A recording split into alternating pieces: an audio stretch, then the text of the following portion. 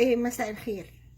النهاردة هتكلم على الجنس الشرجي للمرة ال50 علشان بيجيلي السؤال ده بمعدل يوميا على الفيس كأسئلة. ماشي، قلت له بكرة هكلم لك عليه ان شاء الله.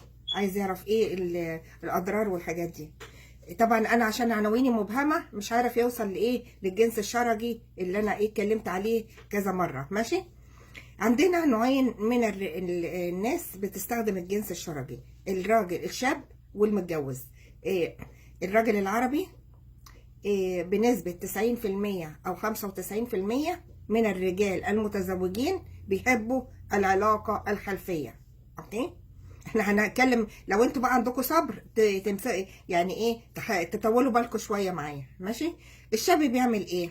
الشاب يا اما عامل جيني يميل الى، يعني طالع بحلل في الجينات، فبيطلع راجل مؤنث. اوكي،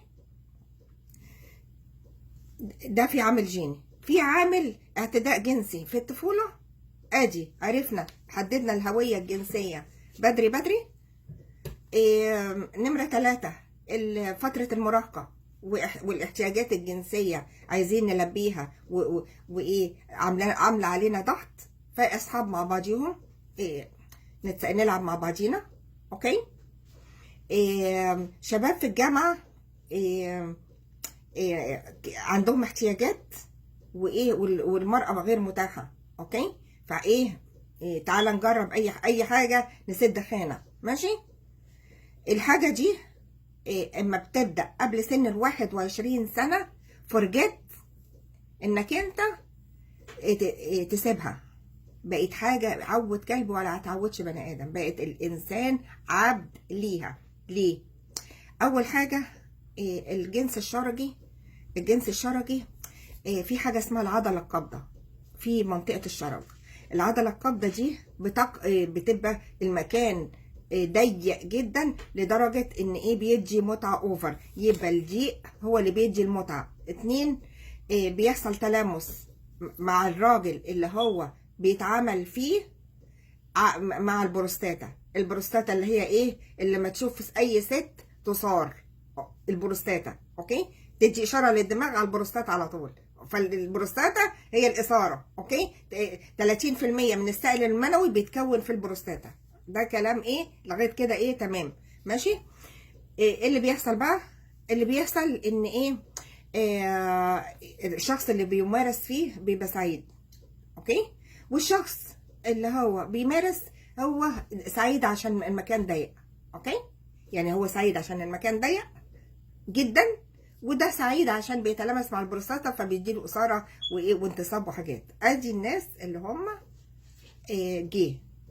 ماشي، اللي هم مثليين. ماشي، فبعد سن 21 اي راجل ينسى من دماغه القصه دي هتفضل معاك مدى الحياه. كل ما تبتديها بدري كل ما هتكون معاك. اوكي، المرأة العربية لو عرفت ان واحد متجوزها بالمنظر ده بتعمل فضايح وبتطلع على التلفزيون. فالمرأة العربية ما تسترش، هتفضحك سواء مع اهلها مع اهلك، وممكن اهلك يكونوا عارفين، مع المنطقة كلها. يبقى تحلي وشك في التراب. فانا انصح المثليين بعدم الزواج. اوكي، مش هتلاقي متعة مع المرأة لان المتعة عندك مع الراجل. ماشي، خلاص. انت في حاجه الجسم بنعمل له البروجرام بتاعه كام سنه عايش عليه وكام سنه بتاع. المهم، طب الراجل المتجوز ايه قصته بقى؟ الراجل المتجوز مارس قبل الزواج الجنس الشرجي. اوكي، مارسه. في ناس مارسته وفي ناس لا. اوكي، بس بتشوف في الافلام الاباحيه وعايزه تجرب، بتسمع من اصحابها وعايزه تجرب. اوكي، المراه لما تكون بنت غير ما تكون زوجه. اوكي، البنت ضيقه والزوجه وسعت بالانجاب، غير بقى اللي بتولد قيصري. دي تمام. ماشي، طول ما المكان ضيق احنا في المتين. المكان بيوسع بالانجاب ما بقتش متينه. اوكي، طب نخليها ماشيين ازاي؟ في حاجه اسمها بيحصل ارتخاء في العضلات بتاعه الحوض، فان ايه دي بقى رياضه معينه، انواع من الرياضه لتضييق عضله الحوض، بس مش هتضيق زي ما كانت بنت. ماشي. نمره 2، المكان كل ما يكون ضيق كل ما يكون فيه لذة. وايه تاني؟ هل المرأة تستمتع بالجنس الشرجي؟ الإجابة لا بنسبة 1,000,000%. طب بتعملها ليه؟ إرضاء للرجل، وفيها ألم ليها جامد جدا. وإيه تاني؟ فيها ألم. وإيه تاني؟ إن العضلة القابضة اللي هي عاملة كنترول على البراز هترتخي بالاستعمال.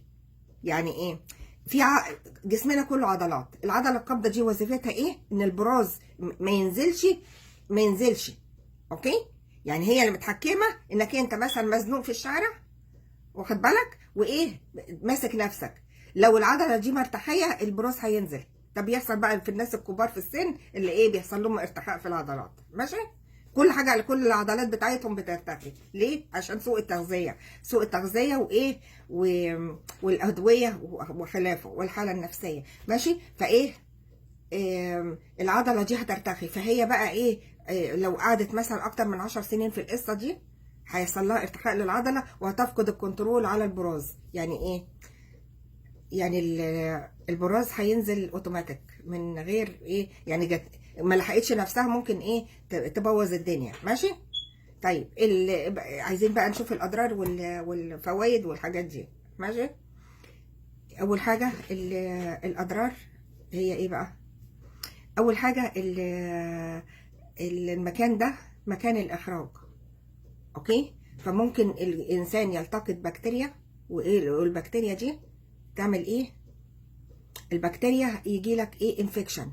فالراجل اللي بيمارس الجنس الشرجي من غير واقي ياخد كل يوم فص توم وكبشة قرنفل.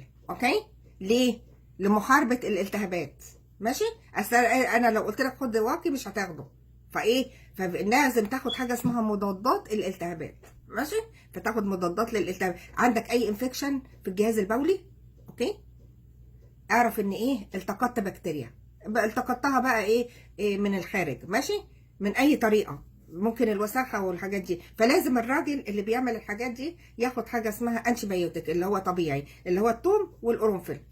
طبعا انا مش تبع الصناعه خالص. ماشي؟ اذا لابس واقي يبقى احسن. اوكي؟ اذا لابس واقي احسن. اوكي؟ علشان ايه؟ طبعا الواقي ما بيديش متعه لان ايه المشاعر والاحاسيس، ولكن لو حد غريب بتمارس معاه، يعني انت واحده ما تعرفهاش، واحد ما تعرفوش، طبعا ايه البنت بتمارس الحاجات دي علشان ايه؟ عشان الفلوس، وعلشان هي بنت مش عايزه تفقد شرفها، وعلشان إيه ما تحملش، واخد بالك. فالمراه توافق على القصه دي عشان الثلاث حاجات دول. متعه مفيش. اوكي؟ فايه اللي بيحصل ايه دلوقتي هناخد انتي بايوتيك، وده كل حاجه عن الجنس الشرجي. واذا عجبكم الفيديو اعمل لايكات.